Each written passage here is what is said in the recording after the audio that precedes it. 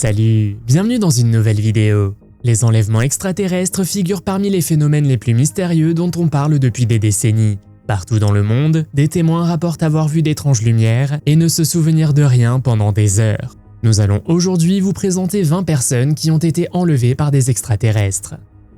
Vous êtes nouveau sur la chaîne? N'hésitez pas à vous abonner, à cliquer sur la cloche pour activer les notifications et à laisser un pouce vers le haut pour nous soutenir. Numéro 20.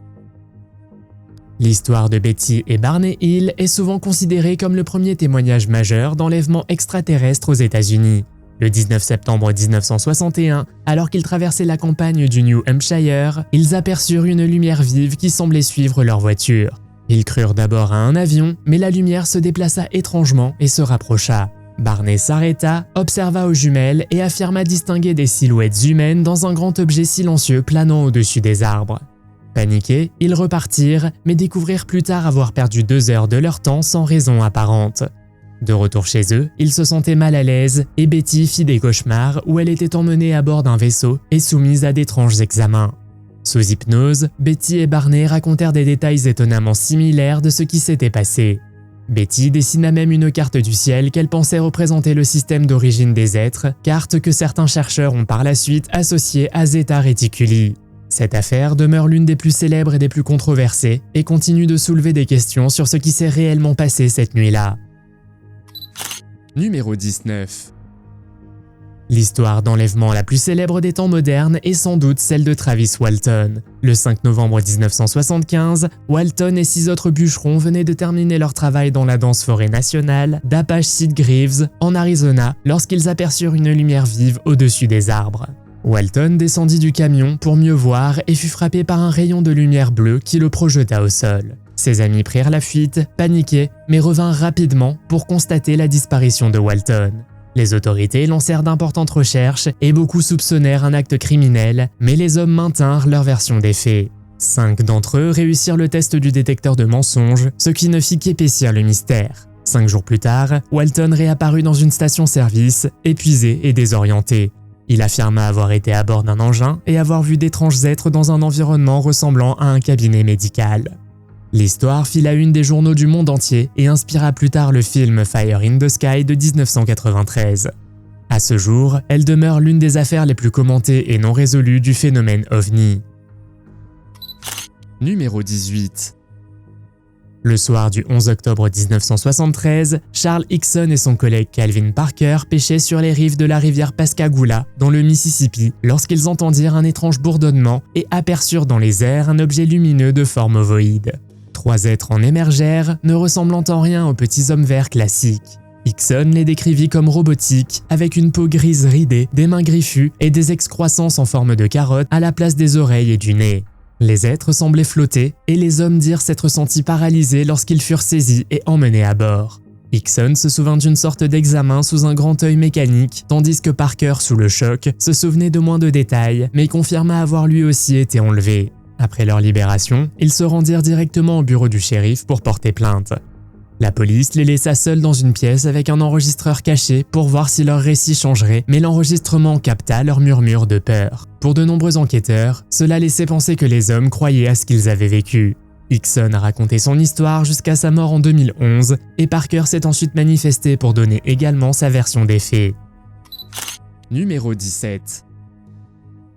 L'enlèvement présumé de Linda Napolitano, également connue sous le nom d'affaire Corthill, est l'une des histoires d'OVNI les plus commentées à New York. En novembre 1989, Napolitano affirma avoir été enlevée de son appartement situé au 12e étage, lévitée à l'extérieur et aspirée à bord d'un OVNI, soi-disant sous les yeux de la ville. Ce qui rendit l'affaire si particulière, ce furent les témoignages ultérieurs. 2 agents de sécurité affirmèrent l'avoir vu disparaître dans l'objet et des rumeurs circulèrent selon lesquelles un haut responsable de l'ONU en aurait également été témoin. Napolitano déclare avoir subi des interventions médicales et avoir eu des contacts télépathiques avec les êtres. Le chercheur en ufologie Bud Hopkins recueillit des témoignages et documenta son récit de manière exhaustive. Les sceptiques soulignèrent l'absence de preuves matérielles, mais le nombre de témoins rendait difficile de réfuter l'affaire d'emblée. Napolitano elle-même continua de faire état d'angoisse et affirma avoir été enlevée à plusieurs reprises. Numéro 16. En août 1976, 4 étudiants en art, Jim et Jack Weiner, Charles Foltz et Charles Rack, partent camper dans le nord du Maine. Lors d'une partie de pêche nocturne, ils aperçoivent un grand objet lumineux planant silencieusement dans le ciel. Lorsqu'ils tentent de lui faire signe avec une lampe torche, l'engin se dirige vers eux. Paniqués, ils regagnent la rive à la rame et découvrent plus tard qu'ils ont perdu plusieurs heures de leur temps. Épuisés, ils retournent au camp et laissent l'incident s'estomper jusqu'à ce que des années plus tard, ils commencent à faire des cauchemars d'êtres aux grands yeux et de lumières intenses. Tous les 4 se soumettent à l'hypnose et, indépendamment les uns des autres, racontent des histoires quasi identiques d'avoir été emmenés à bord d'un engin. Ils décrivent des examens de type médical sous le regard d'entités dénuées d'émotions. Les sceptiques affirment que l'hypnose a déformé leurs souvenirs, mais les croyants considèrent le cas d'Allagash comme l'un des exemples les plus convaincants de la possibilité d'une hypnose collective. Numéro 15. Peu d'histoires d'enlèvement ont atteint la notoriété de celle de l'auteur Whitley Strieber. En décembre 1985, il affirma avoir été enlevé de son chalet dans le nord de l'État de New York par des êtres non humains. Il les décrivit plus tard comme des extraterrestres gris aux grands yeux noirs, accompagnés de silhouettes plus petites, semblables à des insectes. Selon Strieber, il fut emmené à bord d'un vaisseau où il subit des examens médicaux et psychologiques. Au lieu de garder le silence, il écrivit en 1987 le livre Communion, qui devint un best-seller international. Sa couverture, ornée de l'image emblématique d'un extraterrestre gris, influença la représentation des extraterrestres chez des millions de personnes et transforma son histoire en un phénomène culturel. Le livre fut ensuite adapté au cinéma, avec Christopher Walken dans le rôle principal. Strieber a toujours soutenu la réalité de ces expériences, tout en admettant qu'elles n'étaient peut-être pas entièrement physiques et qu'elles pouvaient impliquer d'autres dimensions. Certains le soupçonnent d'avoir inventé cette histoire, tandis que d'autres soulignent qu'en la rendant publique, il a pris le risque de nuire gravement à sa réputation. Numéro 14. L'affaire d'enlèvement la plus connue d'Italie concerne Pier Fortunato Zanfretta, un veilleur de nuit qui affirma avoir été enlevé à plusieurs reprises entre 1978 et 81. Le premier incident eut lieu le 6 décembre 1978 alors qu'il patrouillait près de Toriglia, dans le nord de l'Italie. Paniqué, il appela son employeur et déclara avoir vu d'immenses créatures reptiliennes de plus de 3 mètres de haut, à la peau verte écailleuse et aux yeux jaunes. La communication fut rapidement coupée et ses collègues le trouvèrent au sol, visiblement sous le choc. Zanfretta raconta plus tard avoir été emmené à bord d'un vaisseau et examiné par ces êtres qu'il trouva bien plus terrifiants que les extraterrestres gris classiques.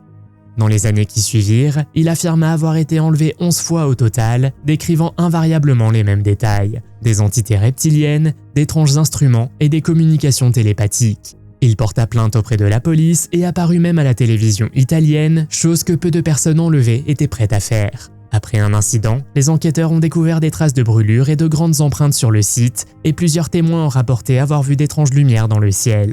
Sous hypnose, Zanfretta fondait souvent en larmes et insistait sur le fait qu'il disait la vérité, affirmant que ces êtres provenaient d'une planète appelée Titonia. Numéro 13. En octobre 1957, Antonio Vilas Boas, un agriculteur brésilien de 23 ans originaire de São Francisco de Sales, fit l'un des premiers témoignages détaillés d'enlèvements extraterrestres. Travaillant dans ses champs la nuit pour éviter la chaleur, il aperçut une étoile rouge brillante qui se transforma en un engin ovoïde surmonté d'un dôme rotatif, lequel se posa sur 3 pieds. Alors qu'il tentait de fuir, son tracteur cala et 4 petites silhouettes vêtues de combinaisons et de casques gris le saisirent. À bord de l'engin, il fut déshabillé, enduit d'un gel inodore et soumis à un examen médical avec prélèvement sanguin. Vilas Boas affirma avoir rencontré une extraterrestre aux yeux bleus, aux cheveux blonds et au menton pointu et pensa qu'il s'agissait d'une expérience. Après environ 4 heures, il fut relâché mais souffrait de brûlures et de nausées. Quelques jours plus tard, le médecin Olavo Fontes l'examina et constata des lésions cutanées et une fatigue compatible avec une exposition aux radiations, ce qui donna davantage de crédibilité au récit. Son récit a été présenté avant le célèbre procès Betty et Barney Hill et comprenait des descriptions saisissantes de l'intérieur de l'engin et d'étranges symboles. Numéro 12. Le 9 novembre 1979, Robert Bob Taylor, un bûcheron de 61 ans, fit l'une des rencontres les plus étranges jamais vécues près de Deshmont Law, à Livingston, en Écosse. Il s'agit à ce jour du seul cas d'OVNI au Royaume-Uni ayant fait l'objet d'une enquête criminelle. Vers 10h du matin, alors qu'il était en inspection, Taylor aperçut un grand dôme métallique d'environ 6 mètres de diamètre planant juste au-dessus du sol. L'objet avait une surface extérieure rugueuse et sombre, avec de petites hélices et une bride à sa base. Soudain, 2 sphères hérissées de pointe, d'une 60aine de centimètres de diamètre, roulèrent vers lui, dégageant une odeur nauséabonde et agrippant son pantalon avec des appendices semblables à des griffes. Il fut entraîné vers l'objet et perdit connaissance. 20 minutes plus tard, il reprit ses esprits, l'engin avait disparu, mais son pantalon était déchiré et ses jambes couvertes d'égratignures. La police constata des empreintes circulaires, des traces en forme d'échelle et des dizaines de petits trous dans le sol. Faute d'explication logique, les autorités enregistrèrent l'incident comme une agression. Taylor a maintenu sa version des faits jusqu'à sa mort en 2007, insistant sur le fait qu'il avait vécu quelque chose d'extraordinaire. Numéro 11. En août 1993, Kelly Cahill, une Australienne de 27 ans, a signalé l'un des cas d'enlèvement les plus marquants des monts Dandenong dans l'état de Victoria. Son cas se distinguait par la présence de témoins indépendants. Vers minuit, alors qu'elle et son mari rentraient chez eux en voiture, ils ont aperçu un objet lumineux et allongé aux lumières multicolores planant au-dessus d'un champ. À proximité se tenaient des silhouettes grandes et minces aux yeux rouges luisants. Soudain, un flash lumineux les a aveuglés et ils ont perdu la notion du temps pendant 1 heure. Sous hypnose, Cahill s'est souvenu avoir été paralysée et emmenée à bord d'un engin. Elle a décrit les êtres comme des silhouettes noires et sans visage, mesurant plus de 2 mètres, qui communiquaient par télépathie et dégageaient une présence menaçante. Après un examen médical, elle a constaté des ecchymoses triangulaires sur son abdomen et une odeur étrange persistait. Fait remarquable, 2 autres groupes d'automobilistes ont rapporté avoir vu le même objet et les mêmes êtres cette nuit-là. Des indices physiques, sol perturbé et niveau de radiation élevé ont renforcé la crédibilité de l'affaire. Cahill a ensuite relaté ses expériences en détail dans son livre Encounter. Numéro 10. Le 28 novembre 1980, Alan Godfrey, un policier de 33 ans originaire de Todmorden, rapporta une rencontre avec un ovni qui devint l'une des affaires les plus célèbres du Royaume-Uni.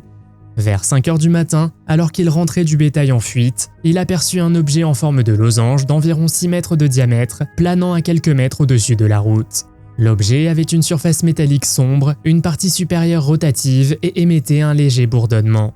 Lorsqu'il tenta d'appeler des renforts par radio, son équipement tomba en panne. Godfrey essaya de dessiner l'objet, mais perdit ensuite la notion du temps pendant 15 minutes et se retrouva à conduire plus loin sans savoir comment il était arrivé là.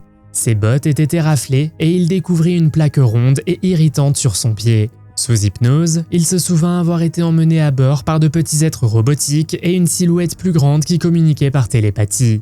Il décrivit une pièce stérile et un examen de type médical. La police a officiellement enregistré sa déposition et les témoignages d'une surtension locale ont renforcé sa version des faits. Godfrey a maintenu ses dires, mais face aux moqueries, il a fini par quitter la police. Numéro 9. Le 23 juillet 1992, Peter Curry, un agent de sécurité de 28 ans travaillant à Sydney, a vécu une rencontre devenue célèbre en raison de la trace physique qu'elle aurait laissée. Vers 7h du matin, il s'est réveillé et a trouvé 2 silhouettes féminines agenouillées près de son lit. L'une ressemblait à une femme nordique avec de longs cheveux blonds et des yeux clairs. L'autre avait des traits asiatiques et les cheveux foncés. Toutes 2 semblaient non humaines et communiquaient par télépathie. Curry a déclaré que la blonde avait initié le contact physique, le laissant paralysé. Au cours de la lutte, il l'a mordue et a ensuite trouvé 2 fins cheveux blonds blanchâtres. La rencontre n'a duré qu'une dizaine de minutes, puis les êtres ont disparu. Bouleversé, il a conservé les cheveux, qui ont ensuite été analysés par le chercheur Bill Schalker. L'analyse ADN a révélé une génétique humaine, mais avec des marqueurs très rares et difficiles à expliquer. Comme Curry a également réussi un test de détecteur de mensonges, beaucoup considèrent ce cas comme l'un des plus convaincants en matière d'enlèvement, avec des preuves physiques présumées. Numéro 8. Le 25 janvier 1967, Betty Andresson, une femme au foyer de South Ashburnham, dans le Massachusetts, a rapporté une expérience qui est devenue l'un des cas d'enlèvement les mieux documentés. Vers 18h30, les lumières de sa maison ont commencé à vaciller et une lueur rouge est apparue à l'extérieur. 5 petits êtres gris, aux grands yeux et à la tête en forme de poire, sont entrés comme par la porte. Betty et sa famille étaient paralysés tandis que les êtres, menés par une entité qu'elle a nommée Kazga, communiquaient par télépathie. Betty a été emmenée à bord d'un vaisseau où elle a subi un examen médical à l'aide d'instruments ressemblant à des aiguilles et d'un appareil de scanner. Elle a également décrit un voyage dans un lieu rempli de structures cristallines et une présence immense, semblable à un oiseau, qu'elle a interprété comme une révélation spirituelle. Des années plus tard, sous hypnose, elle a rappelé des descriptions détaillées de technologies extraterrestres et des messages concernant le développement spirituel de l'humanité. Les sceptiques évoquent des explications psychologiques ou la paralysie du sommeil, mais le témoignage de sa famille et la cohérence de son récit ont contribué à en faire l'un des cas d'OVNI les plus connus. Numéro 7.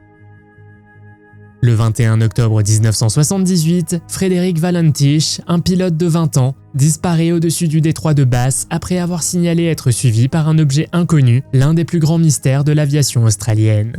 Aux commandes d'un Cessna 182L, il contacte le contrôle aérien pour indiquer qu'un objet doté de 4 lumières vertes vives tourne autour de son appareil. Il précise que l'objet a une surface métallique brillante et qu'il ne s'agit pas d'un avion. Il signale également un problème de moteur. Ses derniers mots sont que l'objet plane au-dessus de lui, suivi de 17 secondes de bruit métallique avant que la transmission ne soit coupée. Malgré des recherches approfondies, aucune trace de l'avion ni d'autres débris ne sont jamais retrouvés. Des témoins rapportent avoir aperçu une lumière verte dans le ciel le soir même, corroborant son récit. Des hypothèses de désorientation ou de suicide restent à ce jour non prouvées et son avion disposait de suffisamment de carburant. Le ministère des Transports n'a pas élucidé l'affaire et n'a pas exclu la possibilité d'un OVNI. Sa disparition demeure l'un des mystères les plus discutés de l'aviation. Numéro 6. Le 7 août 1968, deux animateurs adolescents d'une colonie de vacances, Michael et Janet, ont rapporté l'une des histoires d'enlèvement par des extraterrestres les plus célèbres du Vermont. Vers 20h, assis sur un quai, ils ont aperçu un objet brillant en forme de cigare, orné de lumière colorée, au-dessus du lac Champlain. 3 objets plus petits en sont apparus, dont l'un s'est approché d'eux. Ils ont décrit un rayon de lumière les enveloppant, après quoi ils ont perdu connaissance et se sont réveillés plus tard sur la rive, sans que les autres campeurs ne remarquent quoi que ce soit d'inhabituel. Ce n'est qu'en 1988, sous hypnose pratiquée par l'enquêteur Walter Webb, que leurs souvenirs leur sont revenus. Michael a raconté s'être trouvé à bord d'un engin à l'intérieur en forme de dôme et avoir subi des examens médicaux pratiqués par de petits êtres gris. Janet s'est souvenue des mêmes êtres et d'un message télépathique concernant l'impact de l'humanité sur l'environnement. 2 autres campeurs ont rapporté avoir vu d'étranges lumières cette nuit-là, ce qui a renforcé le témoignage. Dans son ouvrage Encounter at Buff Ledge, Webb écrit que les récits de Michael et Janet étaient remarquablement cohérents malgré des années sans contact. Numéro 5. Le soir du 27 août 1992, Gary Wood, ambulancier, et son ami Colin Wright circulaient sur la route A70 d'Édimbourg à Tarbrax pour livrer un système de télévision. Ce qui aurait dû être un trajet de routine s'est transformé en l'une des affaires d'OVNI les plus célèbres d'Écosse. Près du réservoir de Harperig, ils ont aperçu un grand objet en forme de disque planant à quelques mètres au-dessus de la route. Silencieux, ne ressemblant à aucun aéronef, il émettait une brume argentée. Wood a accéléré et est passé en dessous, mais aussitôt après, ils ont été plongés dans l'obscurité totale et ont perdu connaissance. À son réveil, Wood a constaté que la voiture avait dangereusement dévié de sa trajectoire. Ils sont arrivés à destination avec plus d'1 heure de retard, sans aucun souvenir de ce qui s'était passé. Les jours suivants, Wood a fait des rêves très vifs et a souffert de violents maux de tête, malgré des examens médicaux qui n'ont rien révélé. Sous hypnose, les 2 hommes ont affirmé que 3 petits êtres les avaient emmenés à bord d'un vaisseau et leur avaient fait passer des examens médicaux. Ils ont ensuite découvert de nouvelles cicatrices inexpliquées. En 2012, il est apparu que le ministère britannique de la Défense avait enquêté sur leur affaire et produit un rapport officiel, ce qui a donné plus de poids à leur récit. Numéro 4. À l'automne 1974, la famille Pascuala, dans un petit village chilien, a vécu l'une des histoires d'enlèvement les plus célèbres d'Amérique latine. Par une soirée paisible, plusieurs membres de la famille ont aperçu d'étranges lumières, d'abord ressemblant à des projecteurs de police. À leur grande surprise, ils ont réalisé qu'il s'agissait d'un engin ovale d'une dizaine de mètres de long descendant silencieusement. Selon leur témoignage, ils ont été paralysés lorsque 3 grands êtres robotiques en sont sortis et les ont emmenés à bord. Ces êtres avaient la peau grise et ridée, des bras griffus et des excroissances pointues à la place du nez et des oreilles. Un membre de la famille se souvient d'un grand œil mécanique qui a scanné son corps, comme pour un examen médical. Une fois l'examen terminé, ils ont été ramenés à la maison et ont vu l'engin décoller sans un bruit.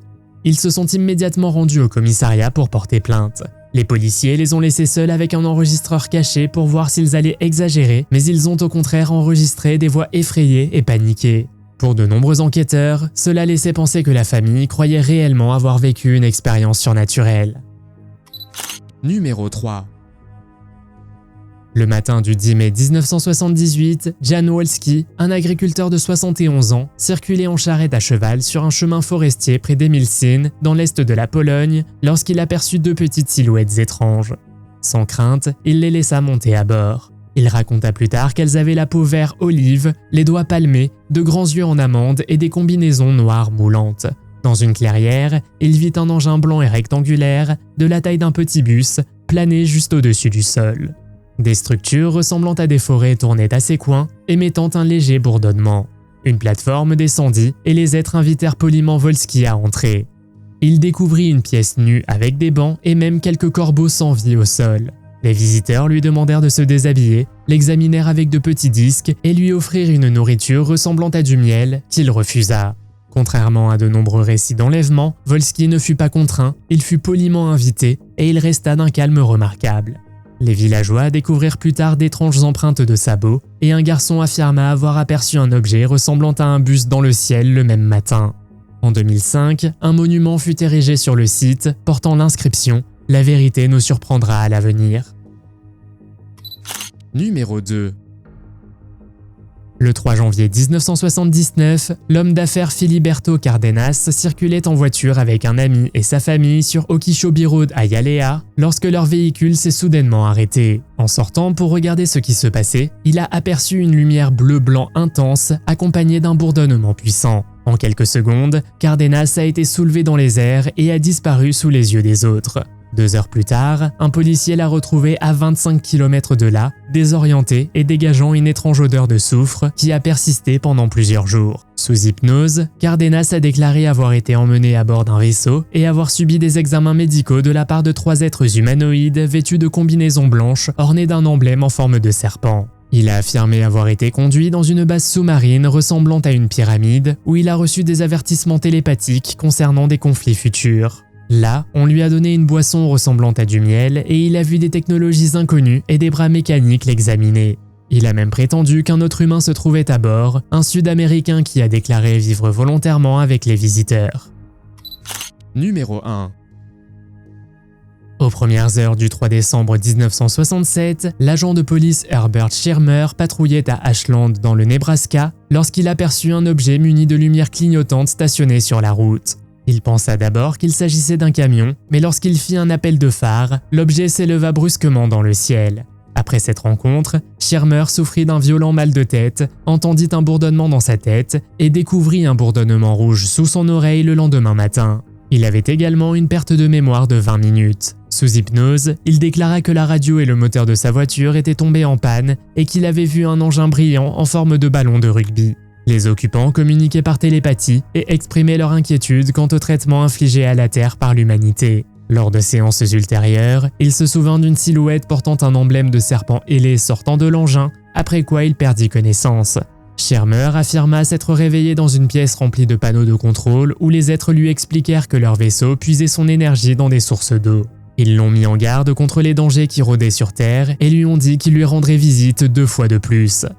Avez-vous déjà vu un ovni ou un extraterrestre? Faites-le moi savoir dans les commentaires. Si vous avez aimé cette vidéo, mettez un pouce en l'air. Si vous voulez voir d'autres vidéos que nous avons réalisées, cliquez sur l'une d'entre elles à l'écran ou jetez un coup d'œil à la chaîne. Merci d'avoir regardé et à la prochaine.